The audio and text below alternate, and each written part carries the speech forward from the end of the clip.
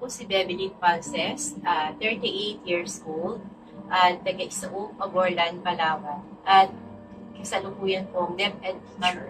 Kami po at ako po at ang buong pamilya po namin ay nagka-encounter po ng isang car accident sa NLEX, Pampanga.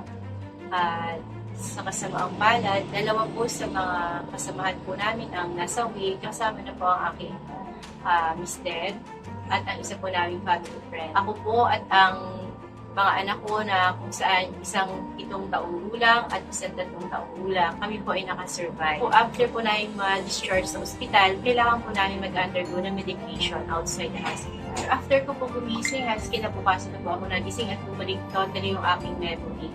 So, nakita ko po yung sarili ko na nasa ospital at hindi ko po maigalaw ang aking buong katawan. Hirap din po ako magsalita. At the same time, may problema din po yung kaliwang mata ko. Meron din po akong blood clot. Nagkaroon din po ako ng problema sa lungs. Kaya po ako nag-undergo ng therapy dahil po sa multiple bone fractured na sa aking mata. That time po ako po ay physically and emotionally in pain. So, ganun po siya ma-describe.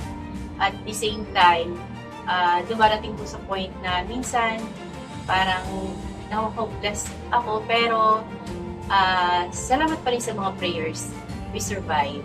Yung pain ko po, siguro po kung 1 is in a scale of 1 to 10, masasabi kong 10. Pag at the time, yung physically, dahil po konting kilos ko lang, may nararamdaman na po ako paagad na sakit sa katawan ko. Hindi ko mapakiwari kung saan ba nanggagaling. At the same time, dahil hindi ko siya maikilos, yung isa rin sa naging burden ko, hindi ako makakain in my own. So, for 1 month, almost 1 to 2 months siya na sinusubuan lang ako para makakain ako. So, then yung dinidrain na yung nakapatheter ako.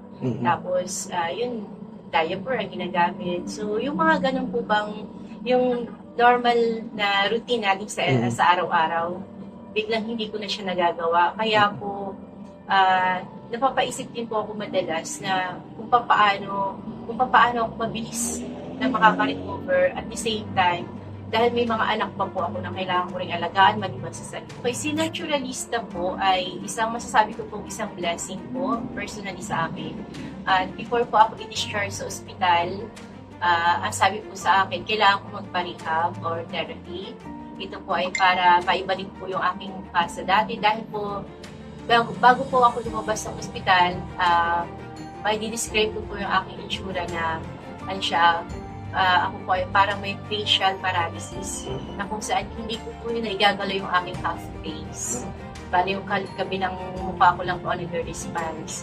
So, sa tulong po ng isang kaibigan, ako po ay nakipag-communicate, nakipag-connect sa kanya para hanapan po ako ng therapist para po matulungan po ako na maibalik po yung dating sigla ko at the same time yung dating po pong insurance hindi po dumaan sa anumang operasyon. Siguro po bibigay po muna ako ng opinion about dun sa facial gesture ko before. Before po, deep inside, masayang-masaya na ako, nakangiti na ako sa loob, pero yung mukha ko, nakasimangot pa rin siya, never talaga siyang gumagalaw na parang kung galit. Ganun siya, ganun yung expression ng mukha ko. Pero deep inside, sobrang happy na talaga ako. So, isang bagay din po yun na nagagawa ko na siya today, nagagawa ko na siya ngayon. So, yung kung na-express ko na siya, may emotion na, nakakapagbigay na ng emotion yung mukha ko. At isang bagay po yun na sobrang pinapasalamatan ko kasi before, ayaw ko talagang mag-take the picture, ayaw kong kasi kahit sabihin nating feeling ko maganda na yung itsura ko, nakangiti na ako, pero sa pagdating sa photo, hindi siya kagandaan. About po sa nawala ng pag-asa, siguro hindi ko po siya naramdaman. Bakit po? Dahil naroon po yung support sa akin ng family ko, ng mga kaibigan namin, especially ng mga kapatiran sa aming iglesia, at the same time yung prayers po nila. Tsaka po yung isa talagang doon na nagpapasalamat ako sa Lord kasi sa bawat araw nararamdaman ko yung kagalingan niya, yung paggalingan niya sa aming mag-iina, at higit sa lahat yung comfort niya from what happened sa aming family.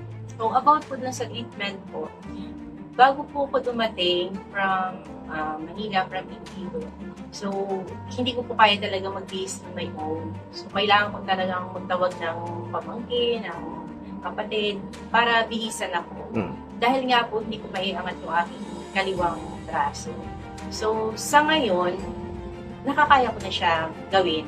At the same time, before, hindi ko talaga siya maikilos paghawak ng mga bagay-bagay. Hindi ko, wala siyang lakas. At isa pang doon kapag nasobrahan siya nagalaw siya ng kaunti, or masakit talaga siya. Nararamdaman ko talaga yung pain. So, sa part lang naman na yun. At yung isang bagay pa na before hindi ko nagagawa, yung mga siguro gawaing bahay. Katulad ng pagwawalis, pagdadaba, paghugas ng pinggan. So, yan yung talagang na-miss ko siya for a month. But this time, kaya ko na po siyang gawin. Pero, in a minimal basis lang po siya. So, para po sa mga tao na katulad ko naka-experience ng emotional pain, physical pain, at the same time, yung biglang bagyo ng problema sa buhay, huwag po tayo mawala ng pag-asa. Dahil ang Diyos ay gagawa ng way para makita natin o mapunta tayo doon sa tamang tao na kung saan mag-handle sa atin, tutulong sa atin. Dahil before ang prayer ko lang talaga, Lord, tulungan mo ko na maibalik yung dating basic na ginagawa ko. Pero more than po dyan ang binigay ni Lord. Dati na kontento na ako na gano'n na lang. In-accept ko na yun sa sarili ko kasi kailangan ng acceptance para makamove on tayo sa ibang bagay. At higit sa lahat para maging healthy rin tayo inside. So in-accept ko na gano'n na lang yung itsura ko. In-accept ko na yun na lang ang kaya kong gawin. Pero hindi pala. Akala lang natin yun. Pero may magagawa pa. At meron po handang tumulong sa atin.